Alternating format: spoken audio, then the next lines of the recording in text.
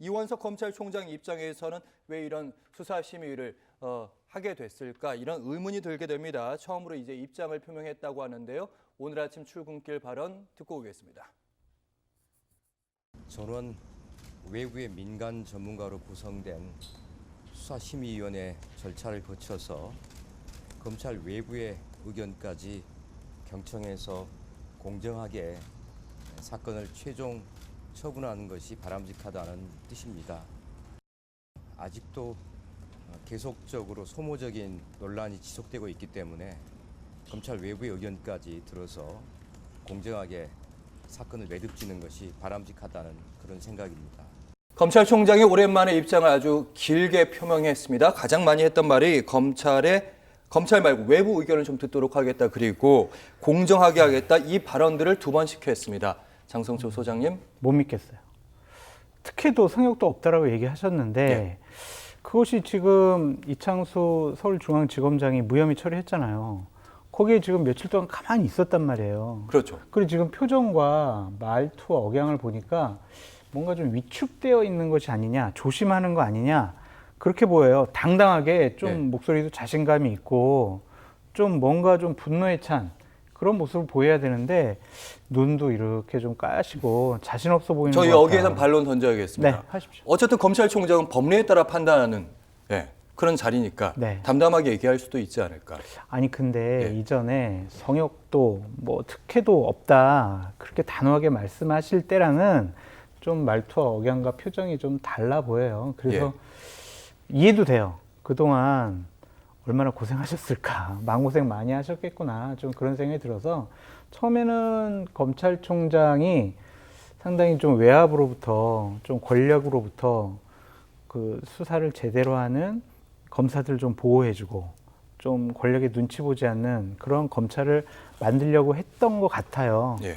근데 이제 본인이 그런 얘기하고 난 다음에 상당히 여러 가지 압박을 많이 받은 것이 아니냐. 그래서 인간적으로는 이원석 검찰총장이 이해가 되긴 하지만 과연 국민 눈높이에 맞는 저런 말씀이실까? 좀 강단 있고 좀 단호한 모습 보이시면서 본인이 처음 생각했던 대로 밀고 나갈 수 있으면 좋지 않았을까? 좀 그런 생각이 듭니다. 네.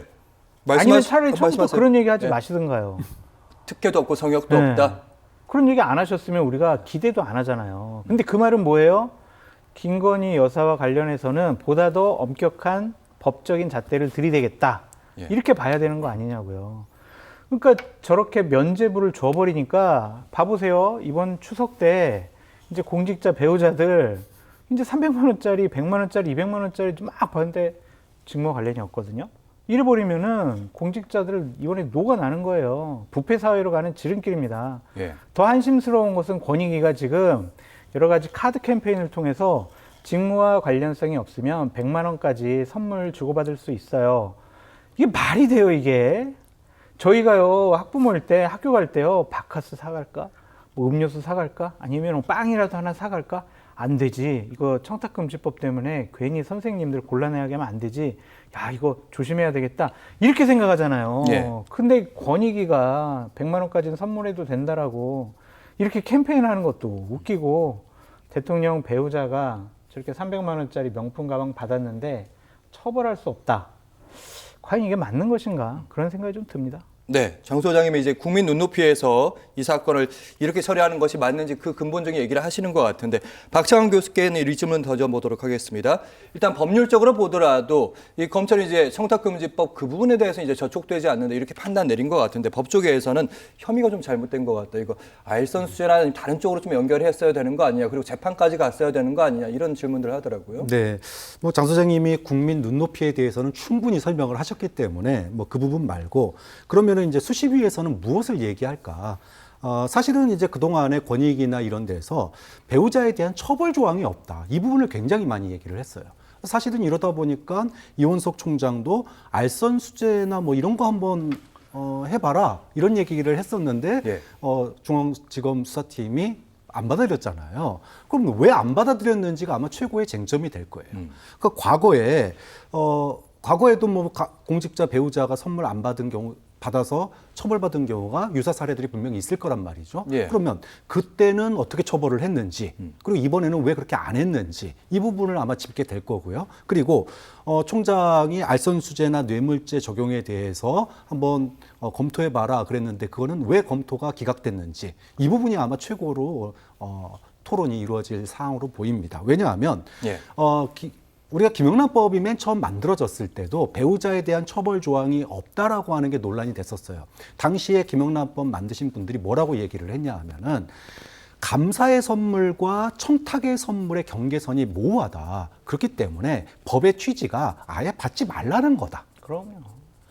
학교 선생님한테 스승의 날 꽃도 주지 말라는 거다. 이게 그랬었죠. 법률의 취지였어요. 예. 그럼 처벌할 수 없는데 이거 어떻게 합니까? 그랬더니 김영란법으로 처벌 못하더라도 뇌물죄나 다른 죄로 적극적으로 처벌하라는 의미가 이 법의 취지다라고 당시에 권익위가 설명을 했었습니다. 네. 근데 지금 와가지고는 권익위가 100만 원까지 괜찮아요. 선물 마음껏 주세요. 이러고 있으니까 김영란법이 완전히 김건희법으로 뒤바뀌어 버린 거죠. 예. 그럼 이렇게 소위 말해서 대통령 부인이 연관됐다는 이유로 법의 해석이 이렇게 180도 바뀌어도 되냐. 이 부분에 대해서 수사심의위에서 경론이 벌어질 가능성이 전 있다고 봅니다. 그래서 나라의 시스템이 좀 망가지고 무너진 거 아니냐 그런 참 여러 가지 자괴감이 좀 많이 들고 검사는요 처벌하는 집단입니다. 검사가 기소를 하지 않는다면 그 검찰의 존재의 의미가 없어요. 벌 주려고 막 이것저것 찾아보고 막 혈안이 돼가지고 법리를 따져보는 게 검사가 할 일이에요. 근데 김건희 여사 문제와 관련해서는 네. 검사와 검찰이 어떻게 하면은 처벌 안 할 수 있을까? 그거를 지난 1년 동안 연구한 것이 아닌가 그런 좀 생각이 듭니다. 그런 검찰 과연 필요하겠습니까? 권력의 눈치를 보고 권력의 압력에 굴해서 제대로 수사도 못하고 그리고 기소도 못하는 집단. 과연 대한민국을 부정부패로부터 벗어나게 할 수 있겠냐고요. 많은 공직자들, 배우자들이 이번에 정말 환호성을 지를 거고요. 여러 공직자들에게 추석에서 선물 주려고 하는 여러 사업을 하는 분들은 와, 잘 됐다. 이렇게 판단할 거예요. 나라가 부정부패한 나라로 가게 되지 않을까 상당히 겁이 납니다. 알겠습니다. 공직 전반에 대한 얘기를 좀 해주신 것 같아요. 일단 이완석 검찰총장 쪽은 이렇게 생각하고 있는 것 같습니다.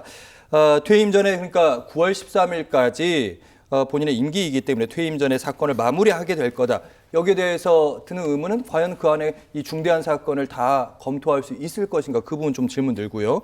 그리고 수사심의위원회 명단을 이제 지금까지는 비공개인데 이걸 좀 워낙 사안이 중대하기 때문에 공개해야 되는 거 아니냐 이런 의문들, 문제 제기도 있습니다. 박상훈 교수님. 야당이 명단이나 회의록 공개를 얘기할 수밖에 없는 게 비슷한 사례가 이미 있었습니다. 최상병 사건이 경북경찰청으로 넘어가서 경북경찰청에서 이거를 경찰수사심의위원회, 아까 검찰수사심의위원회랑 비슷한 겁니다. 여기는 9명으로 구성되는데요. 여기다가 이 원안 통과 여부에 대해서 심의를 맡겼어요. 근데 9명 중에 6명은 원안 통과, 3명은 임성근 사단장도 들어가야 된다. 뭐 이런 논의 끝에 그냥 임성근 사단장이 빠진 채로 이제 기소가 되는 걸로 넘어갔는데 예. 당시에 이 9명의 명단이 공개가 되지 않았고 회의록도 공개가 되지 않았습니다. 근데 나중에 국회에서 여기 위원장 불러다가 아니 어떻게 그렇게 국민적인 상식에 맞지 않는 회의 결과가 나왔습니까? 라고 물었더니 이 관계자분이 하시는 얘기가 저희가 판단할 수 있던 거는 경북경찰청이 자료를 붙이면 그 자료를 보고 판단해야 되는데 딸랑 한 장짜리 종이가 왔다는 거예요. 그것도 결과 바로 앞두고 한 장짜리 종이에는 간략한 개요만 있었다는 겁니다. 예. 그걸 가지고 어떻게 판단하냐는 거죠. 자, 이러다 보니까 지금 물론 뭐 이거는 경찰수사심의위원회, 경북경찰수사심의위원회의 사례지만 검찰수사심의위원회도 이러지 말란 법이 어디 있겠냐라는 게 얘기가 나오는 거예요. 그러니까 소위 말해서 랜덤으로 무작위로 한다 그러지만 그 무작위 중에 어떤 분들 뭐 소위 말해서 팔 예. 안으로 긋는 분들로 만약에 구성이 된다면 예. 뭐 이런 식의 통과도 충분히 가능한 거 아니냐. 그렇기 때문에 이게 결국은 요식행위로 흐를 우려가 있다라는 게 야당의 우려고 예. 짧은 기간 내에 과연 제대로 된 심의가 되겠느냐. 이런 부분들도 의혹이 계속 나올 수밖에 없죠. 저는 명단 공개하는 거는 반대예요. 왜냐면은 저렇게 좀 비공개로 하는 이유가 좀 권력의 눈치를 보지 말고 당신들이 객관적으로 투명하게 한번 해봐라 그런 거거든요. 근데 저거 명단 공개되면 여론의 눈치도 볼 수밖에 없을 거예요. 그러면은 여기 수사심의에 참여하는 분들이 나는 내 양심하고 여론과 다르기 때문에 나는 수사심의위원회에 참여 안 할래요. 이렇게 본인의 자격 문제에 대해서도 생각할 수가 있단 말이에요. 그래서 여론의 압력, 권력의 압력, 저는 둘 다 나쁘다고 생각을 하거든요. 그러면은 비공개하면서 본인들의 정말 학자적인 양심, 시민활동가로서의 양심을 갖고 제대로 판단할 수 있도록 이 명단은 공개되지 않는 것이 맞지 않을까 그런 생각이 듭니다. 네. 중요한 건 이제 어떤 자료를 현장에서 주는지 이 부분에 대해서 박장훈 교수님이 말씀이긴 했는데 일단 여야의 반응을 좀 살펴보도록 하겠습니다. 이 부분이 장 소장님께 좀 드려볼 텐데 여권은 일단 적정 절차다. 그러면서도 좀 말을 좀 아끼는 분위기이긴 하고요. 야당은 이제 보여주기식이다. 이렇게 얘기하고 있습니다. 두 가지 가능성이 있는 거죠. 만약에 검찰 수사심의에서 기소로 판단을 내릴 경우에 그 불똥이 어떻게 튈지 모르는 거고 만약에 불기소 처분을 내린다. 아까 장 소장님께 말씀하셨는데 국민적 눈높이에서 마땅하지 않기 때문에 혹시 특검까지 더 가열차게 가는 거 아니냐 이런 생각해 볼 수 있을 것 같고요. 이미 검찰에서 무혐의 결정 내리면서 김건희 여사는 처벌할 수가 없어요라고 결정을 내린 순간부터 국민들은 이건 특검으로 갈 수밖에 없겠구나. 특검에 대한 요구가 더 높아진 것은 사실이라고 보여져요. 아직까지는 객관화된 여론조사 데이터로 나타난 것은 없지만 우리 OBS에서 여론조사를 한번 해보셨으면 좋겠다. 그런 생각도 좀 드는데 일단은 수사심의위원회는 요식행위가 될 가능성이 높아 보인다라는 좀 생각이 들고 수사심의위원회에 참여하는 분들도 대부분 다 법조인들이잖아요. 예. 검사들 뭐 이런 쪽은 아니지만 그럼 검찰의 눈치를 볼 수밖에 없지 않을까 좀 그런 생각도 듭니다. 그래서 수사심의위원회가 객관적으로 투명하게 공정하게 뭔가를 제3자적인 입장에서 결정할 수 있다라고 생각하는 것 자체가 저는 좀 너무나 과한 기대가 아니냐 좀 생각이 들고요. 예. 어쨌든 예상을 해보면 검찰 말대로 법리상 처벌할 수가 없어요 라고 한다면 이거는 민주당이 얘기하는 것처럼 김건희 여사에게 면죄부를 주기 위한 절차적인 요식행위가 될 수밖에 없지 않을까 그런 걱정과 우려 때문에 특검에 대한 분노, 요구 이런 것들이 더 높아질 것 같아요. 네, 박 교수님께도 질문을 드려보면 수사심의의 결정과 수사팀의 결정이 다른 결정이 나는 경우들이 있었고 그래서 이제 수사팀이 그 결정을 따르게 되는 경우들이 있었잖아요. 이태원 참사 시절로 기억나는데 어떻게 보시는지? 뭐 정치적인 그런 그 쟁점이 크지 않은 경우에 또는 이해관계가 크게 엇갈리지 않는 경우에는 수사심의의 결정에 따라서 수사 결과나 기소 결과가 바뀌는 경우도 있었습니다. 그런데 정치적으로 첨예한 그런 사건의 경우에는 상당히 압력을 받을 수밖에 없어요. 예. 만약에 수사심의위원회에서 이것이 이제 어떤 식으로 논의되느냐에 따라서 분위기는 완전히 달라집니다. 예를 들어 법리 적용의 문제로만 간다면은 장 소장님 얘기하신 대로 검찰의 손을 들어주는 인원수가 더 많을 가능성이 좀 높다고 봐요. 그런데 이걸 단순하게 법리 적용의 문제가 아니라 예. 법치의 문제 그리고 우리가 흔히 얘기하는 김영란법이 왜 만들어졌는지 이 법과 원칙이 있을 때 그 원칙의 문제로 만약에 접근을 하면 다수가 이거는 문제 있는 결정이다라고 나올 가능성이 굉장히 높습니다. 예. 다만 이제 그 소위 말해서 심의위원이 어떻게 구성되느냐에 따라서 법리로 가느냐 법치로 가느냐 이거에 따라 내용은 많이 달라지겠죠. 그런 점 때문에 사실은 국민들이나 뭐 야당에서도 큰 기대는 안 하지만 그래도 국민 여론이 워낙 이거 제대로 수사해야 된다, 기소해야 된다 이런 여론이 워낙 높다 보니까 그래도 일말의 기대감은 가지고 수사심의위원회를 바라보는 거 아니냐 이런 좀 낮지만 그래도 기대를 해볼 수밖에 없는 상황인 것 같아요.